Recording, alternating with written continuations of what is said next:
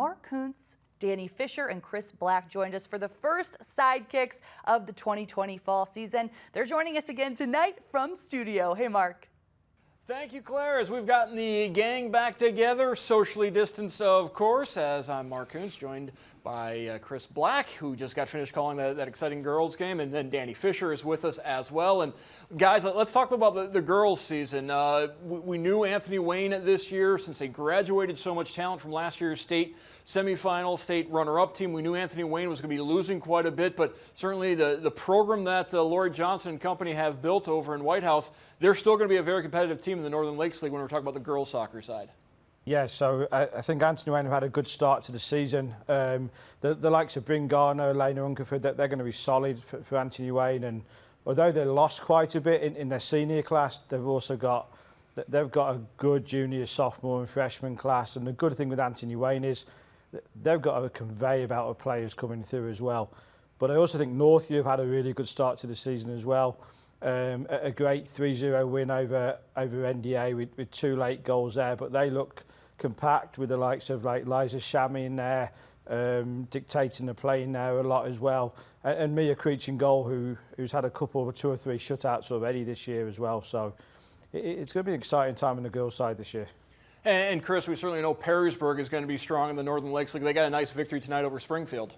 Yeah, and also you think about the great result against Magnificat, which has also always been a state power, and so that's good for them. So, you know, Perrysburg's doing a good job, and you figure that their coaching staff's been there before. And you talk about all these teams that keep being good year in, year out. They have huge youth programs, so they've got a really good foundation of players coming up through their system and all the way up to the high school. And I think that's a good advantage for Perrysburg. They might have 1 or 2 down years every once in a while, but just the mass amounts of numbers and obviously a program with high expectations really helps them rise up as they are.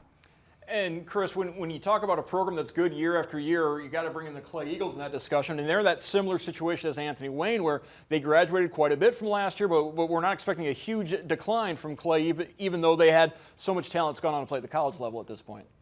Yeah, they've had a good youth system over there, too, and they keep having really good goalkeepers. They're going to have to learn a little bit. Obviously, every time they move one out, Kenny Slovak moving on to University of Findlay this past year, so they're going to find their way that way. But then Riley Clark, they've always had a Clark in midfield last 6 years, really linking things together, and that's been huge for that program because they make you change the way you play because their defensive aggressiveness, and they just keep kind of grinding you down. But then also they're so good technically, both Reagan and Riley, they're so good technically that they really broke teams down and they allowed the other players around them to kind of take different roles. So that's something they're going to have to learn to get over, and they have recently. A tough one early against Medina, which everyone has a tough one against Medina for the most part, but obviously a good win for them tonight against Notre Dame, 2-0. Chris, one of the cool things we saw this past weekend, St. Ursula finally able to play a real home match again as they played Medina Buckeye Saturday. Finished a 2-2 draw, but the big story is they're finally able to play home matches once again.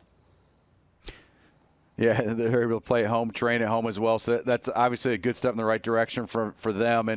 And that was a tough game with Medina Buckeye because they always came back. I mean, they're up 1-0, then it's tied 1-1. Then St. Ursula goes up 2-1, then it's 2-2.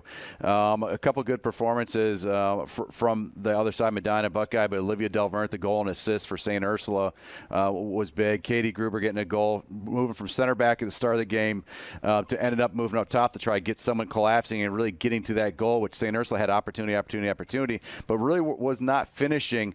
So they really had a lot of opportunities in that game. Didn't make the most of them, but they're still undefeated. The 0-0 tie to Sylvania Northview, and then that 2-2 tie against Medina Buckeye. At least everything's still to play for points-wise for St. Ursula.